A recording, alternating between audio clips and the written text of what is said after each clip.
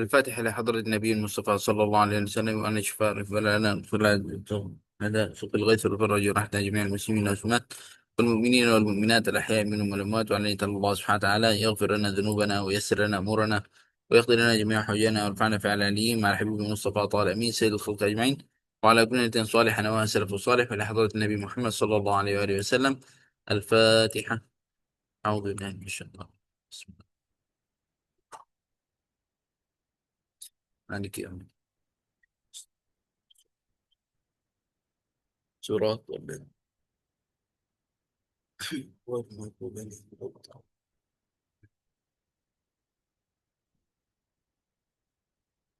آمين آمين يا رب العالمين. بسم الله الرحمن الرحيم، الحمد لله رب العالمين، وصلى الله وسلم وبارك على سيدنا محمد الصادق الوعد الأمين المبعوث رحمة للعالمين، وعلى آل كل وصحب كل أجمعين.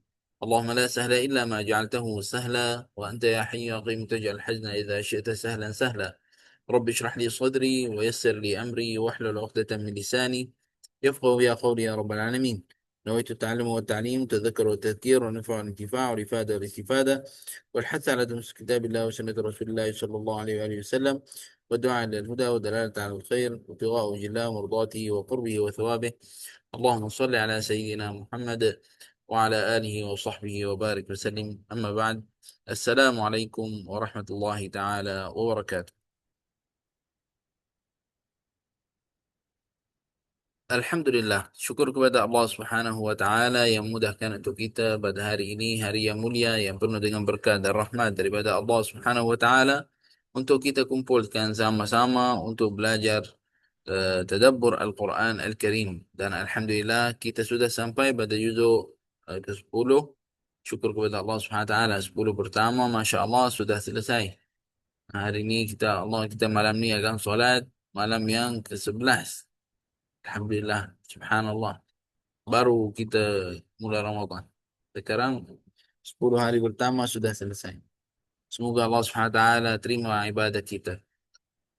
Allahumma a'inna fima baqiya min Ramadan ala as-siyam wal qiyam wa ghadd al-basar wa hifdh al-lisan wa adkhilna al-jannata bi salamin ma'an nabiy al-Mustafa al-Adnan. Amin ya rabbal alamin. Bismillah, ala barakatillah, tawakkalna ala Allah. Juzuk 10. Juzuk ke-10 adalah juzuk nama juzuk itu adalah wa'lamu, dan bilangan ayat yang ada pada juzuk ini adalah 127 ayat. Juzuk ini namanya wa'lamu, bilangan ayat yang ada padanya adalah 127 ayat. Awal juzuk ini bermula pada surah Al-Anfal pada ayat 41 pada firman Allah Subhanahu wa taala, a'udzu billahi minasyaitonir rajim, bismillahirrahmanirrahim.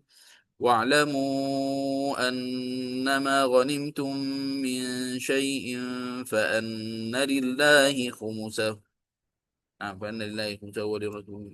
Ada sambungan ayat itu, tapi itu adalah bermulaannya. Dan akhir juzuk ini berakhir pada ayat 87 daripada surah At-Taubah pada qaulihi ta'ala, ولا على الذين إذا ما أتوك لتحملهم قلت لا أجد ما أحملكم عليه. Nah, dan juzuk ini ada badannya, Allahumma salli ala Sayyidina Muhammad, 35 ayat daripada surah Al-Anfal. Kandungan surah dalam juzuk ini adalah 35 ayat daripada surah Al-Anfal dan 92 ayat daripada surah At-Taubah. 35 ayat daripada surah Al-Anfal dan 92 ayat daripada surah At-Taubah.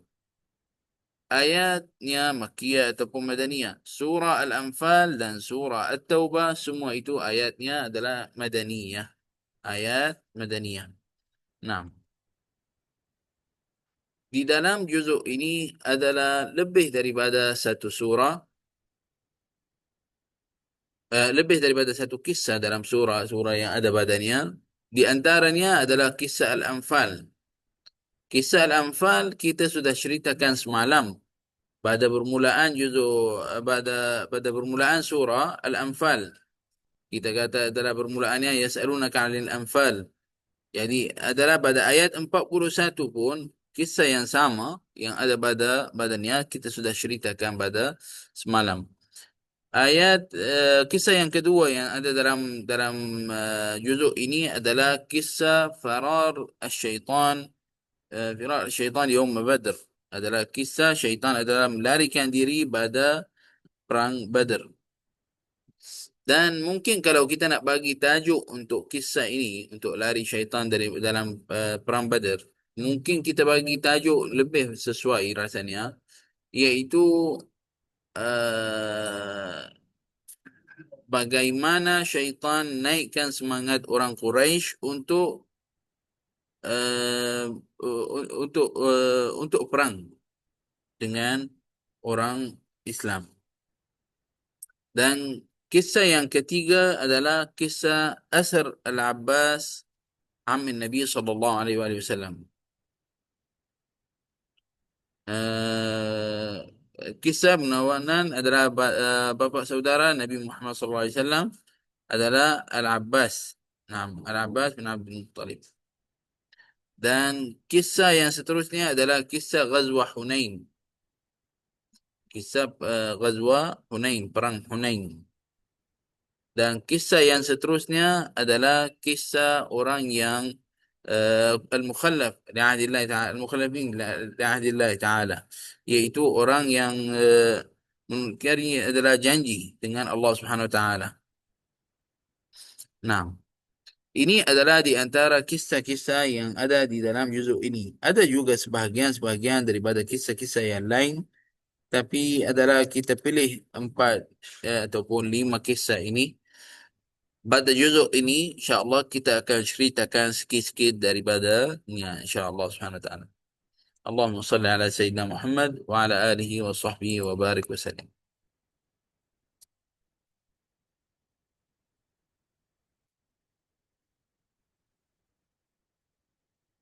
Kisah yang pertama yang kita akan ceritakan pada hari ini, insyaAllah subhanahu wa ta'ala. Kisah bagaimana syaitan dia naikkan semangat orang Quraisy di masa nak perang Badr. Bagaimana tentang hal itu? Apabila syaitan, dan mungkin kita tajuk tadi, syaitan lari daripada perang Badr. Mari kita dengar kisahnya. Hmm? Bagaimana dia buat dengan orang Quraisy. Apabila orang Quraisy dulu di perang Badr, apabila sebelum perang Badr untuk buat persiapan untuknya, orang Quraisy adalah nak keluar ke perang Badr, tetapi dia takut satu kumpulan ataupun satu kaum dipanggilkan Bani Bakr bin Abdi Manah bin Kanana. Bani Bakr bin Abdi Manah bin Kanana. Kenapa? Kenapa dia takut keluar untuk perang Badr? Sebab orang itu. Disebabkan di antara orang Quraisy dan juga orang itu daripada Kanana, daripada Bani Bakr bin Abdi Manaf, daripada kumpulan Kanana itu ataupun keturunan Kanana itu adalah Tha'ir. Apa maksud Tha'ir? Maknanya ada sebelum ni perang disebabkan adalah dibunuhkan seorang daripada golongannya. Jadi dia takut kalau dia keluar untuk perang itu, dia takut orang Bani Kanana itu, daripada Bani Kanana itu datang daripada belakangnya. Yani nanti asalnya dia keluar nak perang dengan Nabi Muhammad SAW. Nak perang lawan Nabi Muhammad SAW dengan orang Muslim. Nanti jadi Bani Kanana pun nak lawan dengan Quraisy. Jadi Quraisy itu habislah. Jadi kira confirm Quraisy itu akan kalah. Jadi dia takut jadi seperti itu. Di situlah jadi kerja syaitan. Apa kerjanya? Syaitan itu adalah talabbas atau datang dengan serupa seorang daripada Bani Kanana itu. Iaitu namanya Suraqah bin Malik bin Ja'sham. Dan dia adalah seorang sayyid ataupun ketua kepada Bani Madlaj. Ketua kepada Bani Madlaj daripada Kanana. daripada keturunan Kanana itu. Jadi apabila syaitan dia datang kepada orang itu dengan serupa seorang namanya Suraqah bin Malik bin Jasham, dia kata kepadanya, "Ana lakum jar." Aku ni akan membantu kamu. Saya uh, min ana lakum jar min an ta'tikum kanana min khalfikum bi syai'in takrahunahu. Aku ni akan tolong kamu. Tidak akan datang apa-apa daripada golongan kanana daripada belakang kamu. Maksudnya jangan risau. Kamu pergilah untuk perang itu. Jadi apabila orang Quraisy dengar seperti itu, dia rasa tamak ni dalam hatinya ataupun dia rasa dah yang benda yang dia takut dah tak ada lagi. Jadi dia pergi ke perang Badr. Apabila di perang Badr itu orang syaitan adalah zayyana lahum, seperti mana dalam firman Allah Subhanahu wa taala, firman dalam Al-Quran, wa idz zayyana lahum asy-syaitanu a'malahum wa qala la ghaliba lakum al-yawma minan nas. Syaitan itu adalah bagi tahu macam waswas kepada orang Quraisy itu, kata badannya, hari ini tidak ada siapa-siapa yang akan kalah kamu. Kamu yang akan menang. La ghaliba lakum al-yawma minan nas. Tak ada siapa-siapa yang akan kalahkan kamu. Dan wa inni jarun lakum. Dan aku akan membantu lakum seperti bantu kamu seperti mana dia datang kita kata serupa siapa? Suraqah. Serupa seorang namanya Suraqah bin Malik bin Jahsham. Nah, jadi dia kata aku akan membantu kamu. Falamma tara'atil fi'atan, dan apabila bertemu orang Muslim dan orang musyrik itu orang Quraisy untuk perang, nakasa ala aqibaihi wa qala inni bari'un minkum. Dia syaitan apa yang dia buat? Syaitan lari, tinggalkan orang itu dan lari. Jadi syaitan adalah tinggalkan orang itu dan lari. Apabila dia syaitan lihat apa yang bagi syaitan itu tinggalkan dan jalan. Sebab di masa itu seperti mana kita tahu bilangan orang Muslim tidaklah terlalu ramai di masa itu. Orang musyrik lagi ramai. Naam. Jadi di masa itu syaitan lari disebabkan dia lihat malaikat yang datang menolong kepada orang Islam. Dilihat malaikat yang datang menolong kepada orang Islam. Jadi iblis itu, syaitan itu, dia lihat benda yang orang yang lain tak lihat. Jadi itu sebab bagi nakasa ala aqibaihi wa far. Nakasa ala aqibaihi, yang mana dia angkat diri dan jalan, tinggalkan orang itu. Wa qal, dan syaitan kata apa pada orang itu? Inni bari'um minkum. Inni ara ma la tarun. Aku ni bukan dengan golongan kamu sendiri. Saya lihat benda yang kamu tak lihat. Saya tarik diri maksudnya. Ini akhafullah, sampai syaitan kata apa? Ini akhafullah, aku ni takut Allah. Inna wallahu syadidul iqab, dan Allah azabnya dahsyat. Jadi syaitan apa yang dia buat? Tinggal di tinggal orang itu dan biar dan jalan. Fakana awal man harab. Jadi dia adalah orang yang pertama yang lari daripada perang itu. Daripada kisah ini, itu adalah pada firman Allah Subhanahu wa taala pada ayat surah Al-Anfal ayat 47 dan 48. Okey. Ini adalah pada surah Al-Anfal ayat 47 dan 48 pada qaulihi ta'ala ولا تكونوا كالذين خرجوا من ديارهم بطرا ورئاء الناس ويصدون عن سبيل الله والله بما يعملون محيط وإذ زين لهم الشيطان أعمالهم وقال لا غالب لكم اليوم من الناس وإني جار لكم فلما تراءت الفئتان نكص على عقبيه وقال إني بريء منكم إني أرى ما لا ترون إني أرى ما لا ترون إني أخاف الله والله شديد العقاب. Nah, ibrah daripada kisah ini, yang kita belajar daripada kisah ini, syaitan kerjanya dekat dunia ini adalah untuk dia yughwin nas, ubahkan hal manusia. Maksudnya daripada jalan yang benar kepada jalan yang tidak benar. Daripada perkara yang betul kepada perkara yang tidak betul. Seperti mana dalam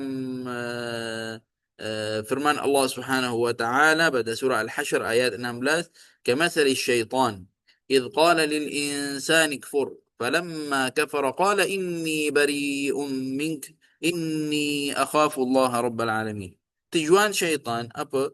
Adalah untuk dia bagi orang pada manusia sesat sampai dia kufur, keadaan kufur waliyazubillah. Jadi apabila manusia itu sudah sampai tahap itu, apa tujuan syaitan itu, iaitu kufur, apa dia akan syaitan? Tarik diri. Dia kata, inni bari'um mink. Aku ni adalah bukan dengan golongan kamu, bukan daripada golongan kamu. Inni akhafullah. La ilaha illallah. Jadi subhanallah, jadi perang Badar itu adalah perang yang jelaskan benda yang benar dan hancurkan benda yang batil ataupun benda yang tidak benar, seperti mana dalam firman Allah Subhanahu wa taala, wa qul ja'al haqq wa zahaqal batil innal batila kana zahuqa. Naam. Hadza wallahu taala a'lam bis-shawab. Allahumma salli ala sayyidina Muhammad wa ala alihi wa sahbihi wa barik wa sallim. Naam, masya Allah. Suara jelas insyaallah باذنillah. طيب الحمد لله رب العالمين. بسم الله.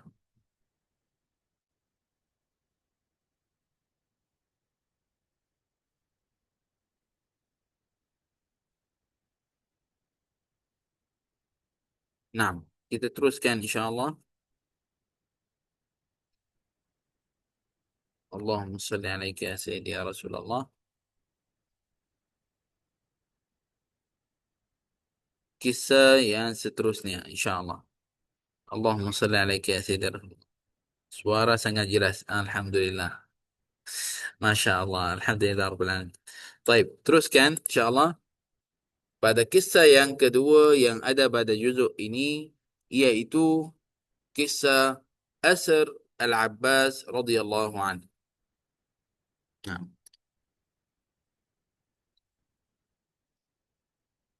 seorang pakcik kepada baginda Nabi Muhammad sallallahu alaihi wasallam dinamakan Al-Abbas bin Abdul Muttalib.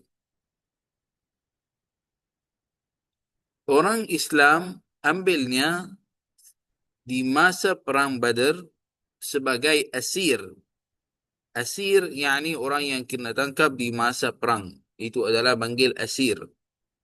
Di Ghazwa Badar yang berlaku pada tahun 2 Hijrah. Di masa itu adalah Sayyidina Abbas adalah dia keluar mukrahan. Apa maksud mukrahan? Yakni dengan paksa dia keluar. Sebenarnya dia tak nak keluar.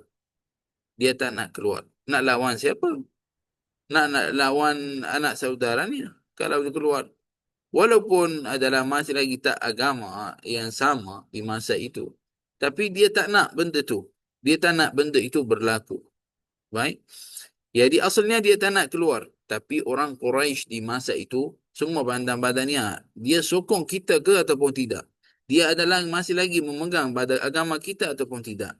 Jadi sampai apabila jadi seperti itu, jadi terpaksa dia kena keluar dengan orang Quraisy untuk perang dan lawan pada Nabi Muhammad sallallahu alaihi wasallam. Jadi di masa itu apabila dia keluar kepada perang itu, orang Islam kena tangkapkannya dan dikatakan adalah seorang Ansari, seorang daripada golongan Al-Ansar yang tangkapnya. Dan ada yang dikatakan adalah yang malaikat yang menolong tentang bab itu. Jadi kisah-kisah itu ada macam-macam tentang bab itu. Tapi yang penting badannya adalah kena tangkap di masa perang Badar itu. Jadi baginda Nabi Muhammad sallallahu alaihi wasallam apabila jadi seperti itu, Nabi sallallahu alaihi wasallam kata badannya, bayarlah fida untuk nafsu kamu. Maksudnya macam fidyah. Untuk bebaskan diri kamu adalah kamu bayarlah fidyah dalam bab itu. Jadi kisahnya adalah apabila jadi ditangkap oleh orang Islam tangkapnya Al-Abbas, dikatakan dia sudah Islam sebenarnya sebelum itu. Dan ada qaul yang satu lagi, dia belum lagi Muslim. Di masa itu, dia belum lagi Islam. Jadi ada dua qaul tentang bab itu. Tapi dia tak ada nak lawan orang Muslim. Maksud tujuannya tidak nak lawan orang Muslim. Walaupun mungkin mengikut pada yang kata dia dulu Islam, ataupun mengikutkan tapi dia sembunyikan Islamnya, atau mengikut pada qaul yang kata dia belum lagi Muslim. Jadi di masa kena tangkap itu adalah orang ikatkannya dengan syarat kuat sangat. Ikatkan Al-Abbas dengan syarat kuat sangat. Dan orang Islam tak bunuhkannya. Jadi apabila jadi seperti itu, uh, didengarkan Nabi SAW adalah sudah beritahu kepada sahabat, jangan bunuhkan pada seorang daripada kabilahku ataupun pada keturunanku. Yang ini adalah Bani Hashim. Jangan dibunuhkan dari badannya. Jadi di masa itu adalah jangan bunuhkan pada itu Sayyid Al-Abbas, dan dia ada qaul juga yang kuat, yang hadis ataupun sebagian pada qaul dalam kisah-kisah itu, jangan bunuhkan kepadanya. Nah, jadi sahabat mengikut pada arahan tapi diambilkannya sebagai asir, ditangkap di masa perang itu. Jadi Nabi Muhammad SAW kata badannya, kamu bayarlah fidyah kepada bayarkan fidyah untuk kamu untuk selamatkan diri. Maksud fidyahnya apa? Pada harta. Naam. Jadi Al-Abbas adalah sampai dia kenal radhiyallahu an adalah kena bayar banyak. Sekarang kita sebut radhiyallahu an sebab dia Muslim. Naam. Amin Nabi sallallahu alaihi wasallam. Sebab kita ada dua pakcik. Bagi soalan sikit. Bagi aktif sikit pada grup ini. Ada dua pakcik Nabi sallallahu alaihi wasallam yang Islam. Siapa dia?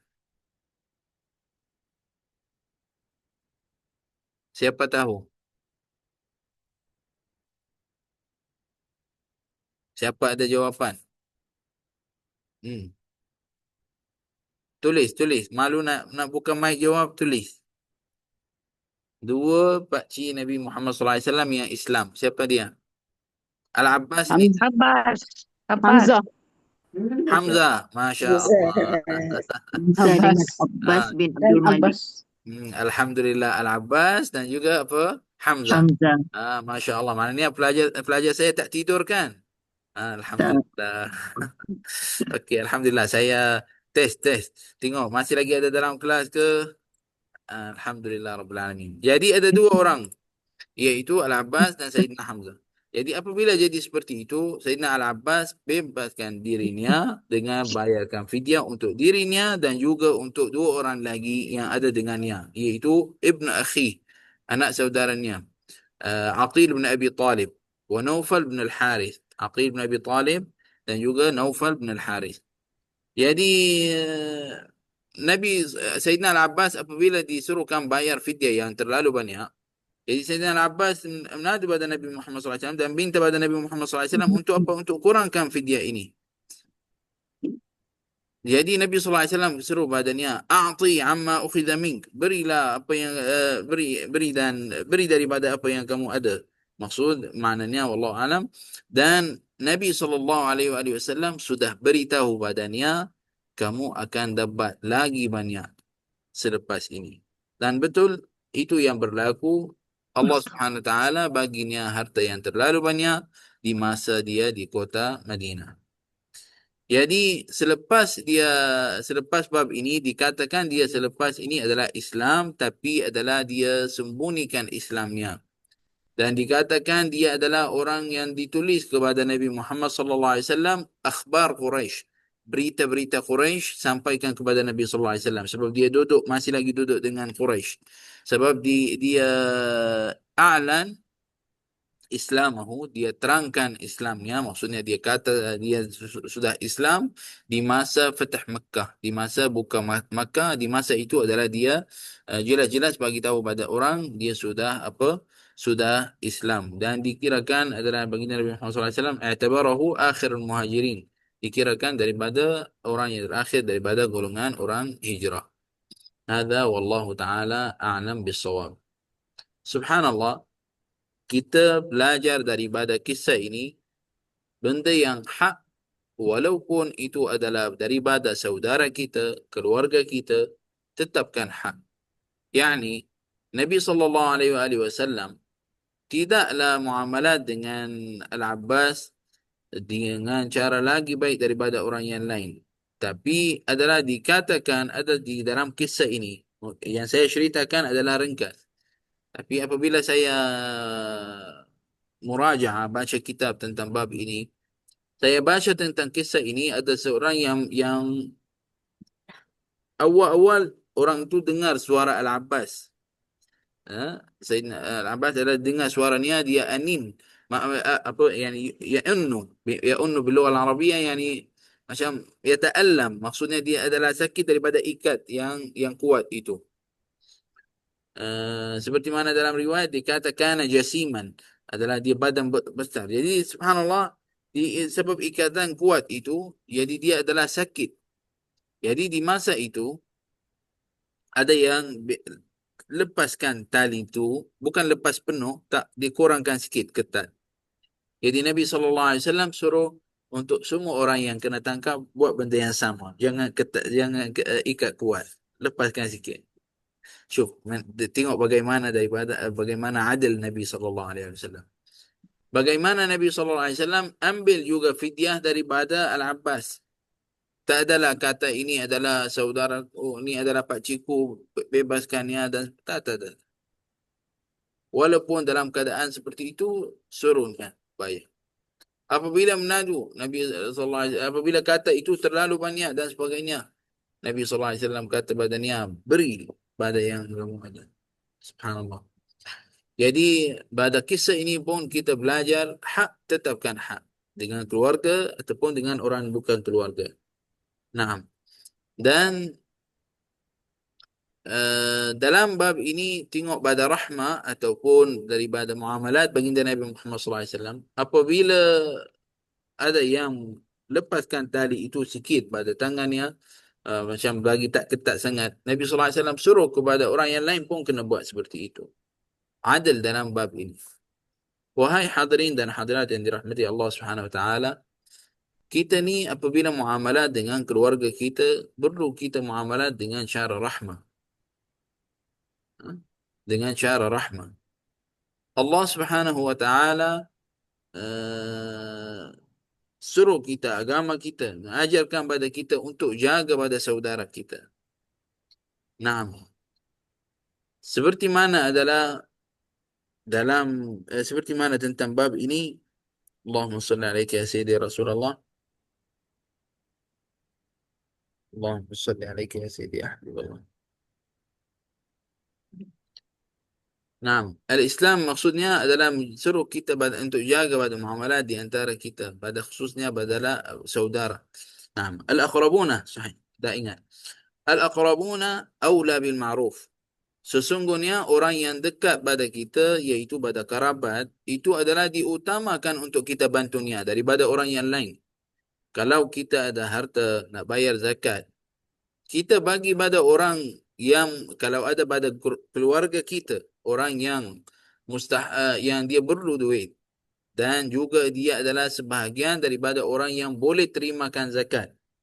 Maksud bukan adalah nampak mak tak ada duit, bagi dekat mak. Mak bukan orang yang terimakan zakat. Mak itu wajib kamu kena bagi. Ya, hari itu ada seorang tanya, kata, Syekh, saya nak bayar zakat saya. Bagaimana boleh ke bagi dekat mak saya? Saya marah sangat. Dengar macam tu, mau bagi dekat mak, mana boleh? Bagi dekat mak, mak itu adalah wajib kamu kena bagi dekat dia. Bukan adalah kena bagi zakat. Bagi daripada zakat. La ilaha illallah. Sampai keadaan macam tu, yani kita kena jaga tentang bab ini. Jadi kalau ada pada kerabat kita, anak saudara ke, pakcik ke, adalah seorang pada keluarga kita yang boleh terimakan zakat, jadi kita diutamakan sebelum kita bagi kepada luar. Itu adalah mustahak tentang bab ini. Kita jaga tentang bab ini. Barakallahu fikum. Naam. Sebelum ni macam contoh, sekarang kita dah dekat pada bulan, dekat pada Raya Adha. Raya Adha insyaAllah, lepas Raya Fitri ini ada Raya Adha. Lepas ini, di Raya Adha ramai orang nak buat kurban. Jadi apabila nak buat kurban, dia kata nak buat dekat negeri sana, negeri sini dan sebagainya. Kenapa? Kamu tak ada tempat ke dekat sini nak buat? Di sini tak ada fakir miskin dekat Malaysia langsung ke untuk nak buat dekat sini? Nah, adakah sampai tak ada langsung dekat sini? Mungkin kata dekat sana perlu lagi. Kamu selepas tengok dekat sini memang tak ada orang pada keluarga kamu yang perlu dan kepada jiran dan sebagainya, adalah kamu buat dari luar. Tapi kalau boleh, buat dua-dua. Kamu buat dekat sini dan buat dekat luar. Yang ni buat dekat sini dan buat dekat luar. Disunatkan makan daripada kurban kamu. Disunatkan adalah untuk kamu hadiahkan sebahagian daripada kurban itu, kamu hadiahkan kepada orang yang kenal. Itu bukan syarat adalah kena bagi adalah fakir miskin dan sebagainya. Jadi perlu pada kita adalah amalkan dengan agama kita dengan cara yang betul. Maksudnya kita tengok pada al-aqrabuna aula bil ma'ruf. Yang dekat pada kita dulu. Kemudian pergi kepada jauh-jauh. Subhanallah.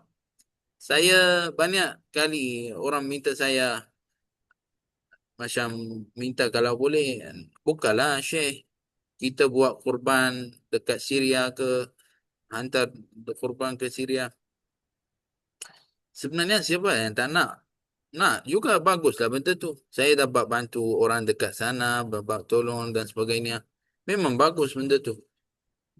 Tapi saya selalu fikir tentang bab ini. Ini adalah tanggungjawab. Satu tanggungjawab dan sebagainya.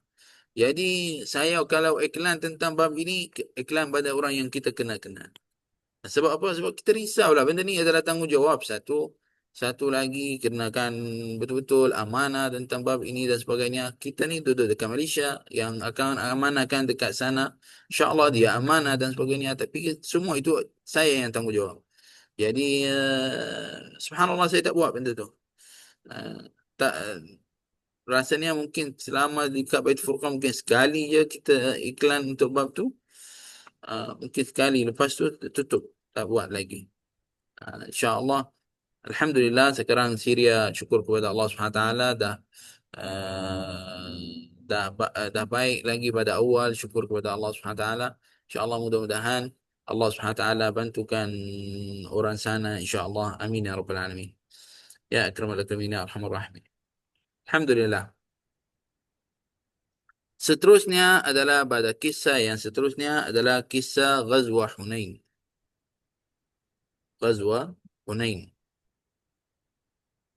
Ghazwa Hunain ataupun dipanggil perang Hunain berlaku pada Syawal pada tahun Thamin lil Hijrah 8 Hijrah. 8 tahun yang ke-8 pada Hijrah. Selepas adalah baginda Nabi Muhammad sallallahu alaihi wasallam keluar daripada kota Makkah 6 Syawal lebih kurang. Dan dia sampai kepada satu tempat yang dinamakan Wadi Hunain daripada 10 Syawal di masa itu. Jadi di masa itu adalah Hunain itu dikira di antara Makkah dan Taif. Di antara dua-dua. Daripada sebelah Arafat. Jadi di masa itu adalah perang Hunain iaitu berlaku selepas buka Makkah. Dan ramai daripada kabilah-kabilah yang sudah Islam. Ataupun bukan Islam, maksud istislam. Apa maksud istislam? Istislam yang ni adalah dia dah tak nak perang lagi dah. Ha, dah angkat tangan dia dah tak nak perang lagi dah. Jadi ada dikumpulkan dua kabilah, ada dua kumpulan ataupun dipanggil kumpulan qabail. Kumpulan kabilah Hawazan atau Hawazin afwan, maaf. Dan juga kabilah-kabilah adalah Thaqif. Hawazin dan Thaqif. Dan ada dengannya adalah Ja'sham wa Sa'd bin Bakar wa Nas min Bilal dan juga orang-orang daripada Bani Hilal adalah dengan orang itu adalah untuk apa? Untuk mubaghatatil muslimin. Yani untuk lawan dengan orang Islam. Qabla an yashtadda sultanihi. Yani sebelum adalah orang Islam jadi kuat. Jadi masa itu bukan Makkah masih lagi awal-awal kan. Jadi orang itu risau. Nanti orang Islam ini akan lagi kuat. Marilah kita adalah lawan sekarang. Sebelum adalah orang itu dia lagi kuat. Jadi dia orang tu rancangan dan syarakan dia nak buat seperti itu. Hmm.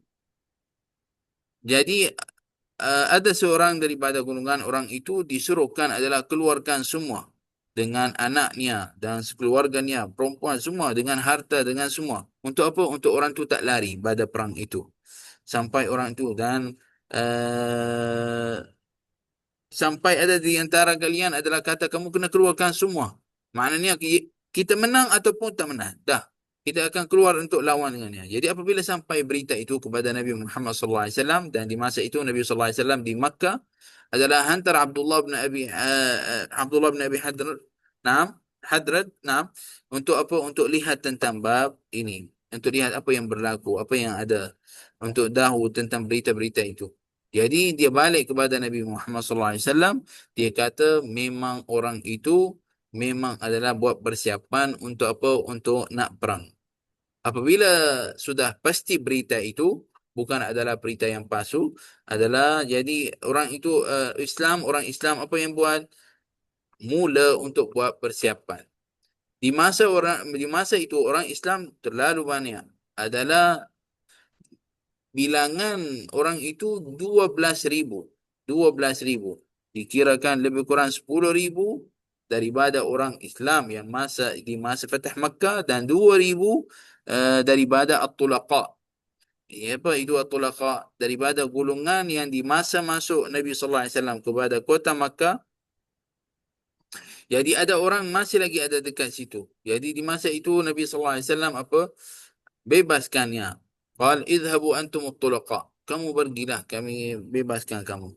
Jadi daripada golongan orang itu pun orang itu sokong Islam. Ada juga yang Islam daripada orang itu ada 2,000 orang. 2,000 orang ada sekali, jadi maknanya semua sekali 12,000 orang. Dan adalah di masa itu keluarkan untuk daripada kota Makkah untuk bertemu dengan dengan musuh itu adalah kabilah-kabilah yang tadi kita sebut. Untuk apa? Untuk tidak berlaku perang itu dekat kota Makkah. Khususnya adalah Makkah masih lagi baru untuk macam pegang dan jadi takut untuk jadi apa? Ada masalah. Maksud apa masalah? Sebab ada orang yang baru jadi din ahad bil Islam. Apa maksud jadi din ahad? Yani orang itu masih lagi baru Islam. Takut nanti berubah orang itu. Jadi Nabi SAW keluarkan daripada kota Makkah kepada satu tempat, itu adalah tempat Hunain, untuk lawan dengan orang itu. Apabila keluar orang Islam kepada satu tempat namanya Wadi Hunain, di masa itu orang Quraisy, bukan orang-orang kumpulan itu dan juga kumpulan kabilah itu menunggu kepada orang Islam. Jadi apabila sampai orang itu paling dengan apa panggil memanah dengan naam dengan cara kuat kepada orang itu. Jadi apabila berlaku seperti itu, saf-saf ataupun askar-askar daripada golongan orang Islam ramai yang dah risau apa yang berlaku ni. Macam memang turun atasnya macam mana anak panah, seperti mana hujan turun. Jadi orang itu apa? Orang itu tarikkan diri. Adalah ramai orang yang tarikkan diri. Seperti mana dalam itu adalah semua orang itu adalah dah jadi takut. Semua takut.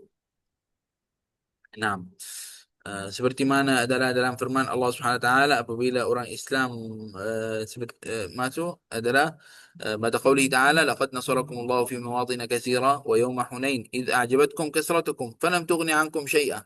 Di masa itu orang Islam dia rasa dia ramai. Dia tak ada masalah, boleh lawan dengan orang tu dan sebagainya. Tapi Allah Subhanahu Wa Taala bagi orang tu ingatan. Tengok apa yang berlaku. Kamu ramai pun tapi dia lagi sikit daripada golongan kamu. Tapi tengok kamu jadi macam mana. Ada yang sebahagian lari dan sebagainya. Tarik diri. Nah, semua walaitum mudbirin adalah sampai orang itu tarik diri kan. Tapi Nabi SAW apabila melihat seperti itu berlaku, Nabi SAW sabatan Nabi SAW adalah tetap dalam medan ataupun dalam tempat perang itu, dan ada sebahagian sikit daripada orang yang ada dengannya, dan di antaranya fakcinya Al-Abbas bin Abdul Muttalib. Di antaranya sekarang Al-Abbas sudah Islam. Yang kita kata waktu Fatah Makkah, dekat waktu buka Makkah, Al-Abbas adalah sudah beritahu dia Islam, sudah zahirkan, izharkan Islamnya. Jadi Sayyidina Al-Abbas adalah dia seorang yang suaranya kuat, jahuri saut, yani suaranya kuat. Fa'amarahu Nabi sallallahu alaihi wasallam, baginda Nabi Muhammad sallallahu alaihi wasallam suruh kepadanya untuk panggil dengan cara kuat-kuat. Wahai orang yang buat bayatus syajarah, wahai orang yang bayat dengan Rasulullah sallallahu alaihi wasallam di bawah syajarah. Naam. Wahai ashab Rasulullah. Jadi wahai sahabat Rasulullah sallallahu alaihi wasallam sudah dipanggil. Jadi semua adalah balik kepada Nabi sallallahu alaihi wasallam. Di masa itu baginda Nabi Muhammad sallallahu alaihi wasallam turun daripada baghlatihi, adalah binatang yang dia dinaik, adalah kuda ataupun keldai itu. Diturunkan daripadanya kuda, wallahu alam, baghlah, namanya baghlah. Nah, diturunkan daripada baghlati itu, pada binatang dinaik, dan dikatakan Nabi sallallahu alaihi wasallam dikata, ana nabiyyu la kadhib, ana ibnu Abdul Muttalib. Dia sebut dengan kuat-kuat, ana nabi, aku adalah nabi, la kadhib, bukan bohong, ana ibnu Abdul Muttalib, aku adalah ibnu Abdul Muttalib, saudara daripada Abdul Muttalib. Nah, jadi Nabi sallallahu alaihi wasallam sebut pada kata-kata ini, ana nabiyyu la kadhib, ana ibnu Abdul Muttalib, dan adalah juga beberapa ayat yang disebut. Naam. Jadi di masa itu Nabi sallallahu alaihi wasallam diambilkan sikit daripada tanah, dan Nabi sallallahu alaihi wasallam balingkan di muka orang itu, dan dikata syahatil wujuh. Dikisahkan seperti itu Nabi sallallahu alaihi wasallam buat. Jadi Allah Subhanahu Wa Taala dibanding maksud ambil pasir daripada itu, dan dia baling di hadapan orang itu, dan Nabi sallallahu alaihi wasallam sebut syahatil wujuh. Jadi Allah Subhanahu Wa Taala turunkan sakinah di atas Rasulullah sallallahu alaihi wasallam dan juga golongan Islam, dan Allah Subhanahu Wa Taala bantu kepada orang Islam biyunudin lam yarauha, dengan tentera yang dia tidak lihat. Nah, seperti mana dalam firman Allah Subhanahu wa taala, "Tsumma anzalallahu sakinatahu 'ala rasulihi wa 'alal mu'minin wa anzala junudan lam taruha wa 'adzabal ladzina kafaru wa dzalika jazaa'ul kafirin." Di masa itu adalah ini yang berlaku dalam perang Hunain. Jadi adalah daripada golongan orang Islam yang mati syahid adalah 4, dan juga adalah banyak daripada ghanimah ataupun harta-harta yang didapat dalam perang itu. Seperti mana kita kata, orang kumpulan-kumpulan itu dia keluar dari rumahnya sambil membawa anaknya, keluarganya, dan juga harta-hartanya. Jadi dia ambil ramai semua apa yang dia ada harta, kuda ke unta ke, semua yang dia harta semua dia bawa sekali. Dia perang, yani dalam bahasa Arab kita naqul ya qatil ya maqtul, yani adalah dia keluar untuk perang, kita menang ataupun dia menang, itu je, tak ada orang hidup lagi. Jadi itu kesyarannya. Jadi daripada bab ini, pada kisah ini belajar, jangan adalah bandingkan, oh kita ramai kita confirm menang. Tak, an-nasr min indillah, menang itu daripada Allah Subhanahu wa taala.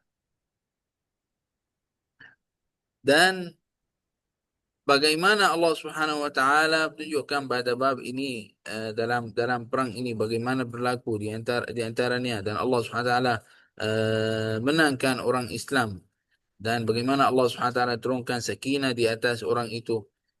Naam, itu adalah semua adalah dalam kisah perang Hunain dengan cara ringkas yang saya ceritakan. Tapi sebenarnya bagi kita orang Islam, maaf tuan-tuan, puan-puan, barakallahu fikum, orang yang mungkin first time dengar benda itu, kamu kena carilah tentang kisah-kisah seperti itu. Kita baca yang panjang. Yang saya ceritakan dalam kelas kita ini adalah secara ringkas. Ringkas sangat, saya mengikut pada masa yang kita ada pada kelas. Jadi saya cuba jaga tentang bab itu. Tapi kamu semua, saya nasihatkan adalah untuk kita mendalami tentang kisah ataupun sirah baginda Nabi Muhammad SAW dan juga para nabi. Benda itu adalah ada banyak pada hikmah-hikmah yang kita belajar daripadanya. Wallahu taala a'lam bissawab. Ada satu kisah lagi. Hari ini saya nak berhenti awal sikit, tapi rasa ceritalah. Ha? Saya pernah juga duduk ringkas-ringkas. Tak apalah, kita cerita insya-Allah Subhanahu Wa Taala. Tak apa, kita mudah-mudahan ya Allah berkat pada masa insya-Allah. Saya cuba ringkaskan dan sampaikan insya-Allah. Iaitu kisah al-mukhlifin na'am atau mukhlifin li ahdin Allah Taala fi ghazwat Tabuk. Orang yang tidak mengikut pada janjinya, yang tidak keluarkan untuk perang. Di satu perang, iaitu perang Tabuk di tahun 9 untuk hijrah, tahun 9 pada hijrah. Baginda Nabi Muhammad sallallahu alaihi wasallam suruh kepada manusia, untuk suruh pada sahabat adalah untuk keluar untuk perang orang Rom, orang Rumi di tempat Tabuk, di satu tempat namanya Tabuk. Dan di masa itu terlalu panas, cuaca terlalu panas, dan tempat itu kira jauh, dan masa itu adalah kubung-kubung, maksud tanam-tanam yang sudah ada buah, sudah ada hasil. Jadi adalah nafsu orang itu macam tak nak keluar. Ada sebahagian nafsunya tak nak keluar. Jadi ada sebahagian yang dia ada uzur untuknya, ada sebab untuknya. Ya, dan ada sebahagian dia tak nak pergi tanpa uzur. Dia tak adalah secara zahir dia nifaknya, dan dia tak adalah malas dan sebagainya. Sampai adalah Nabi SAW balik daripada perang itu. Daripada orang-orang itu yang tidak pergi dengan Nabi SAW adalah 3 orang. Ka'b bin Malik, Marar bin Rabi' dan Hilal bin Umayyah. Dan 3 orang itu adalah daripada golongan orang yang salih, orang yang baik daripada sahabat, bukan orang biasa-biasa.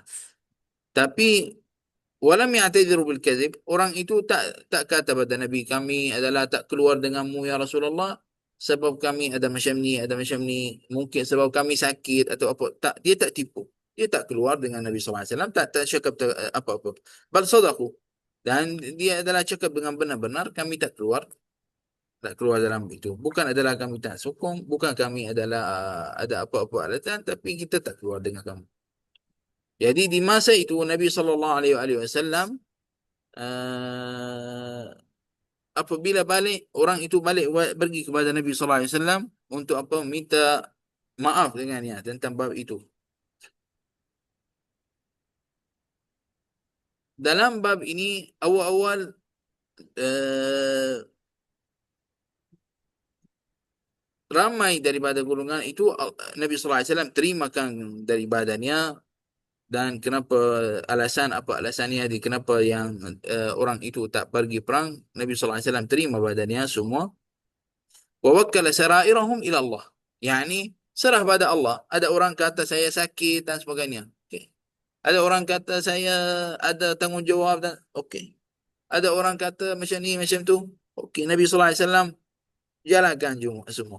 Yani maafkan orang itu dan serah pada Allah. Kalau orang itu cakap betul, maknanya insya-Allah tidak ada masalah. Tapi kalau tidak, hisabuhu indallah. Hisabnya dengan Allah Subhanahu Wa Taala. Tapi 3 orang itu dia tidak tipu. Amar Nabi sallallahu alaihi wasallam, apabila jadi seperti itu, jadi sepatutnya orang itu tak tipu. Yani ada muamalat lain untuknya, kan? Tapi Nabi sallallahu alaihi wasallam apa yang buat? Amara bi hijratihim wa adam kalamihim. Nabi sallallahu alaihi wasallam suruh orang itu adalah maksud orang jauh badannya dan jangan cakap dengan 3 orang itu. Sahabat itu 3 hari selama 50 hari, 50 malam. Naam, selama 50 malam adalah dalam keadaan seperti itu. Sampai hatinya dhaqat alaihimul ardu bima rahabat. Yani adalah sampai hatinya susah tentang bab ini. Dan nafsunya dalam bab ini susahlah sampai yang berlaku. Semua orang tak nak cakap dengannya, tak ada orang nak cakap, tak ada orang, Nabi sallallahu alaihi wasallam tak nak cakap dengannya, sampai Allah Subhanahu wa taala turunkan Quran tentang tiga orang itu. Allah Subhanahu wa taala turunkan firman Allah Subhanahu wa taala daripada surah At-Taubah ayat 118. Naam, yaitu wa 'ala thalathati alladhina khulifu hatta idza dhaqat 'alaihimul ardu bima rahubat wa dhaqat 'alaihim anfusuhum wa dhannu an la malja'a min Allah illa ilayhi thumma taba 'alaihim liyatubu inna Allaha huwat tawwabur rahim. Orang itu sampai keadaan dah tak tahu nak buat apa. Susah hatinya. Dah kuat, dah susah dah, dan tak sampai keadaan tak tahu nak buat apa lagi. Jadi apabila jadi seperti itu adalah wa dhannu an la malja'a min Allah illa ilaih. Orang itu khalas sudah. Tak ada siapa yang boleh tolong, hanya Allah Subhanahu wa taala. Apabila berlaku seperti itu, Allah Subhanahu wa taala terima taubatnya. Dan Nabi sallallahu alaihi wasallam apabila selepas ayat ini terima badannya. Nah, ثم تاب عليهم ليتوبوا. Allah SWT taubat, terima taubat orang itu untuk taubat. Inna Allah huwa tawwabur rahim. Tengok bagaimana yang berlaku tentang bab ini. Selepas 50 malam turunkan taubatnya daripada langit, maksudnya turun firman Allah Subhanahu Wa Taala, maka orang Islam semua gembira dalam bab ini. وبشر كعب بن مالك رضي الله عنه بتوبة الله عليه. Nah, وبشر dan diceritakan kepada Ka'ab bin Malik untuk Allah Subhanahu wa taala terima taubatnya. فقال كعب إن من توبته ألا يقول إلا صدقا ما بقي. Dan dia kata, selama aku hidup, saya akan cakap semua benar. Saya tak akan tipu langsung dalam hidupan aku. Jadi subhanallah, kalau kita tengok yang pada kisah ini, cakap benar akan selamat. Walaupun ada dalam pada benar itu akan ada kesusahan. Walaupun ada susah, tapi akan akan akan selamat. Mungkin adalah orang susah dekat dunia. Contohnya, orang ambil duit orang ataupun orang tipu orang dan sebagainya. Nak pergi cakap dengannya, saya sebenarnya tipu kamu. Susah kan? Susah, rasa susah kan? Mana orang nak buat benda tu? Susah. Tapi tahu tak, itu lagi mudah daripada akhirat. Itu mungkin hal ni boleh selesai dengan satu orang. Tapi dekat akhirat bagaimana? Ala mar'a minal khalaiq kulliha. Semua adalah Tuhan Allah Subhanahu Wa Taala. Semua adalah manusia ada di masa itu. Semua ada dengar. La ilaha illallah. Jadi orang orang yang dalam bab ini kena faham pintu taubat Allah Subhanahu Wa Taala terbuka. Akhir kelas kita ini nak ceritakan tentang doa. Tentang doa adalah orang kadang-kadang menadu. Kenapa Allah SWT tak terima doa saya ni? Saya banyak doa. Saya doa siang, malam, pagi. Setiap hari saya doa. Allah tak bagi saya apa yang saya nak. Nauzubillah. Bukan seperti itu. Allah SWT sudah firman dalam Al-Quran. Ud'uni astajib lakum. Doaku Allah SWT akan beri. Tapi Allah SWT akan beri kepada kamu bukan di masa yang kamu nak. Di masa yang Allah rasa itu sesuai untuk kamu, untuk diri kamu. Berapa banyak daripada perkara yang kamu minta, kemungkinan kalau kamu dapat di masa itu akan membawa mudarat kepada kamu, bukan membawa kepada kamu manfaat. Dan dikatakan adalah kalau orang Islam, kalau orang beriman, dia lihat pada takdir Allah Subhanahu Wa Taala untuknya, maka dia tidak akan pilih selain pada itu. Sebab itu yang terbaik untuk dirinya. Kalau orang tahu apa yang hikmah pada takdir Allah Subhanahu Wa Taala yang terjadi di dunia kita ini, mungkin ada orang ada susah, ada kesusahan ini, itu dan sebagainya.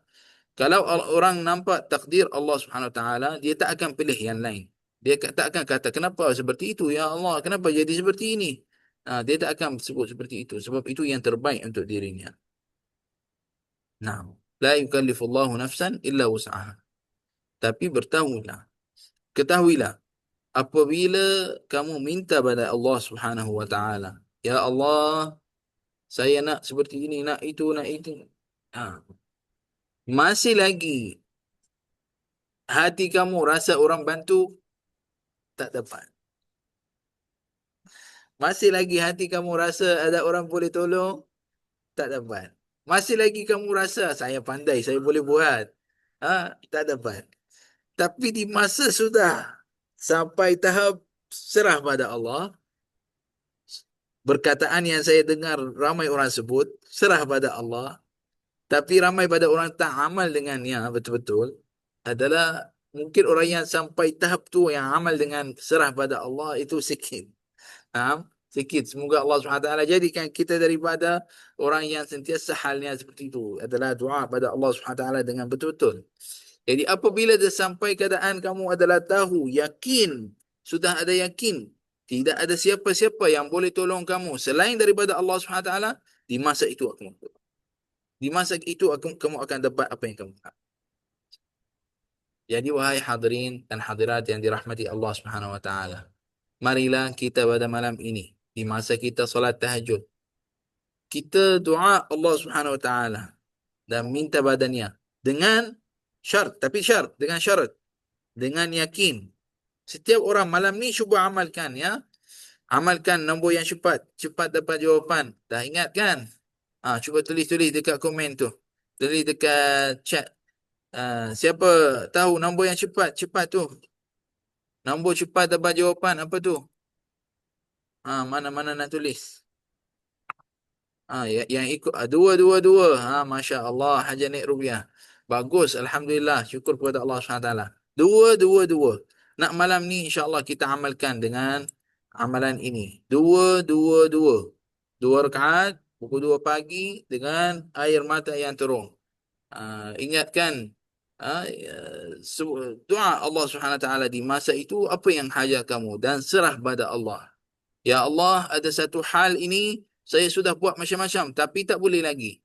Berapa orang daripada golongan kita yang dia ada masalah dengan anak dia? Berapa orang yang daripada golongan kita mungkin nauzubillah suami isteri ada masalah? Berapa orang daripada golongan kita ada yang ada masalah dengan orang yang lain? Berapa orang yang ada masalah dengan kerja dan sebagainya? Berapa orang yang hidupannya masih lagi tak tetap betul-betul? Income-nya tak tetap betul-betul? Berapa orang yang dia ada masalah dalam hidupannya? Ramai. Manusia ini memang ada hajat. Jangan kata tak ada apa-apa. Mesti ada hajat. Allah SWT, Nabi SAW sudah bagi tahu. Anak Adam ini, kalau dia ada satu wadi min zahab, maksudnya wadi itu adalah di antara dua bukit itu, di antaranya dua-dua, semua itu adalah dipanggil wadi. Kalau dia ada ni penuh dengan emas, dia nak satu lagi. Ini hal manusia. Jadi tak ada, setiap orang ada hajat untuknya. Orang kata, saya tak nak apa-apa pada dunia ini.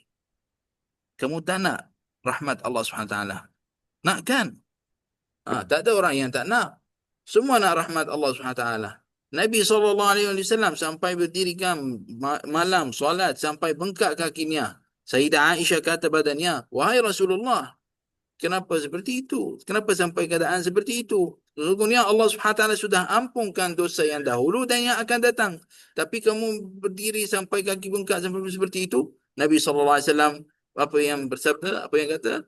Nabi SAW qal, afala akunu abdan syakura? Saya perlu untuk jadi adalah hamba Allah SWT yang syukur.